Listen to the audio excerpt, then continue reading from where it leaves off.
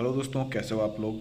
आज के इस पार्ट में हम लोग बक कन्वर्टर के ऊपर समझने वाले हैं। जैसा कि मैंने अभी शॉर्ट वीडियो में आप लोगों को बताया है कि इसके अंदर में एक ऐसा पॉइंट है जो आपको समझना चाहिए। कोई भी ऐसा बक कन्वर्टर आप बना रहे हो तो इस पॉइंट को अगर फॉलो करोगे तो मॉसफेट्स में हीटिंग के चांसेस बहुत कम हो जाएंगे। कैसे होंगे वो अभी हम लोग आगे देखेंगे। अभी हम लोग इसके इनपुट आउटपुट और बोर्ड लेआउट के ऊपर समझते हैं, जिसके ऊपर मैंने बताया था आपको कि बहुत ही इंपॉर्टेंट पॉइंट है। दोस्तों, ये अपने इस चैनल पे ऑलरेडी बहुत सारा वीडियो हो चुका है, तो आप इस चैनल को ज़रूर सब्सक्राइब कीजिएगा और हमारा जो कंटेंट है वो आपको हमेशा ही सरप्राइज करेगा। ये इसका इनपुट पॉइंट है जहाँ पे हम लोग 48 वोल्ट देते हैं। ये इसका ग्राउंड है और ये इसका आउटपुट है, यहाँ से हमें 12 वोल्ट मिलता है। अब आप ये देखिए कि जो ग्राउंड वाला पॉइंट है वो इस लूप से होता हुआ यहाँ पे एंड हो जाता है। फिर उसके बाद में यहाँ से होता हुआ ये शॉर्टकी डायोड पे चला जाता है। शॉर्टकी डायोड तो बैरियर डायोड होता है, यहाँ से ग्राउंड जो है वो इस पॉइंट पे नहीं आएगा। अब उसके बाद में यहाँ से जब होता हुआ ये देखिए ये कैपेसिटर के पास चले जाता है, दोनों कैपेसिटर के पास में, फिर यहाँ से होता हुआ वो इस पॉइंट पे एंड हो जाता है, यानी कि ये TL431 है, यहाँ पे ये एंड हो गया। अब ये जब ग्राउंड आपका इस आईसी के पास में गया ही नहीं तो ये हमारा कन्वर्टर कैसे काम कर रहा है वो अभी समझेंगे। यहाँ पे देखिए ये इसका फिफ्थ पॉइंट है, ये इसका ग्राउंड वाला पॉइंट है। ग्राउंड वाला पॉइंट यहाँ से होता हुआ ये डायोड के इस पॉइंट पे कनेक्ट है, यानी कि इंडक्टर के पास में, जो हमारा इंडक्टर पीछे के साइड में लगा हुआ है।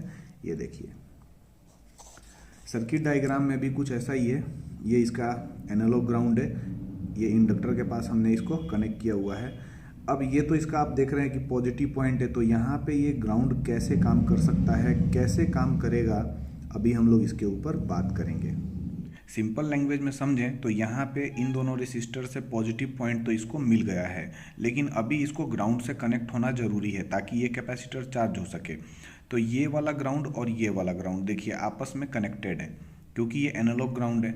तो यहाँ से क्या होगा कि हमारा जो लूप है ग्राउंड का वो कैसे मिलेगा वो देखिए। यहाँ से होता हुआ इस वाले इंडक्टर से होता हुआ ये 25 वोल्ट 470 माइक्रो फराड का जो कैपेसिटर है उस ये भी चार्ज होगा और साथ में आपका ये भी चार्ज होगा।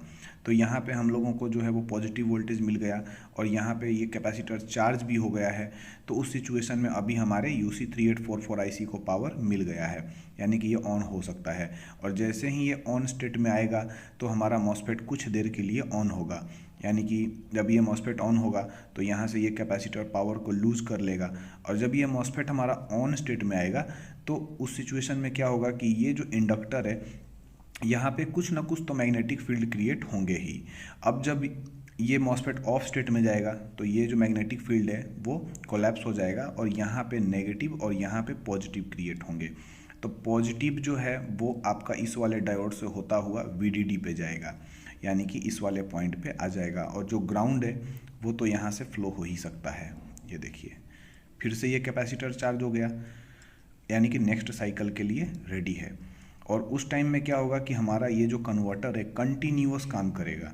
तो आप लोग समझ गए होंगे कि ये कैसे काम करता है। लेकिन नेक्स्ट प्रॉब्लम क्या आएगा रेगुलेशन का। जैसे कि हमारा ये आउटपुट 12 वोल्ट है, उसको डायरेक्टली हम लोग इसके जो वोल्टेज यानी कि कंपनसेशन वाला पिन है या वोल्टेज फीडबैक वाला पिन है यहाँ पे कनेक्ट नहीं कर सकते। अगर करते हैं तो ये ग्राउंड अलग है। देखिए यहाँ पे आउटपुट का जो ग्राउंड है वो एनालॉग ग्राउंड से बिल्कुल अलग है। तो यानी कि हमारा जो कंट्रोलर है इस 12 वोल्ट को ये अंडरस्टैंड ही नहीं कर पाएगा कि किसके रिस्पेक्ट में इस 12 वोल्ट को मेजर करे। तो उसके लिए यहाँ पे ऑप्टो कपलर का यूज़ किया गया है। ऑप्टो कपलर का जनरली यूज़ किया जाता है आइसोलेशन के लिए।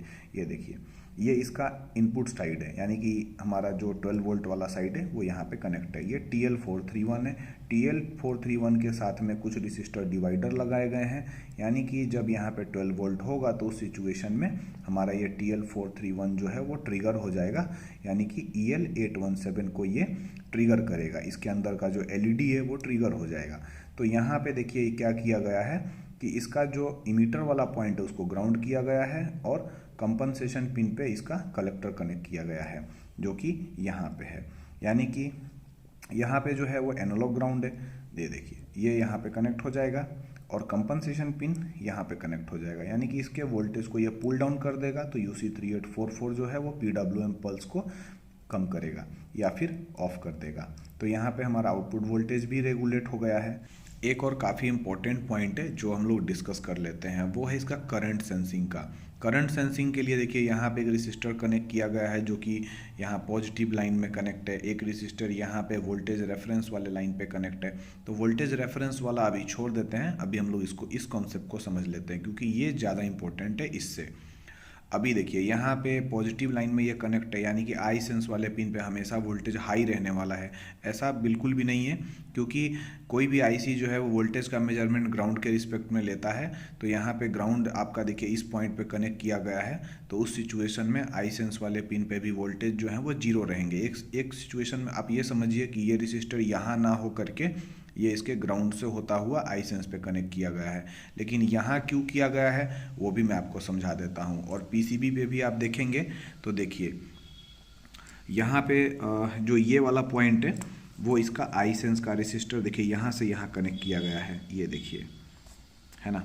ये इसका मॉसफेट का जो है वो ड्रेन वाला पॉइंट है, या सॉरी ये इसका सोर्स वाला पॉइंट है। सोर्स वाले पॉइंट से यहाँ पे कनेक्ट किया गया है।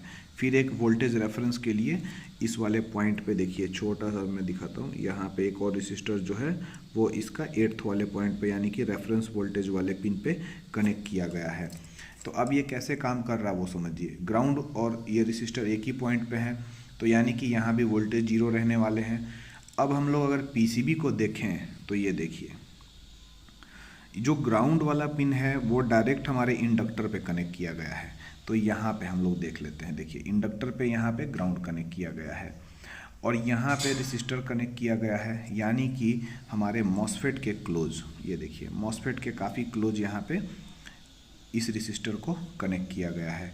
यानी जब भी यहाँ पे हमारा मॉसफेट जब कंडक्शन स्टेट में रहेगा, ये वाला मॉसफेट जब कंडक्शन स्टेट में रहेगा तो उस सिचुएशन में हमेशा वोल्टेजेस जो हैं वो यहाँ पे हाई रहेंगे और यहाँ पे लो रहेंगे, क्योंकि यहाँ पे कुछ ना कुछ रेजिस्टेंस है इस पाथ का।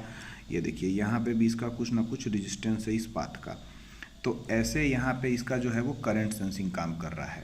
आप लोग समझ गए होंगे कि ये कैसे काम करता है। बाकी इसका जो बेसिक्स है उसके ऊपर मैंने बहुत ही डिटेल में वीडियो बनाया है, डिस्क्रिप्शन में लिंक दिया गया है, उसको जा करके आप लोग देख लीजिए।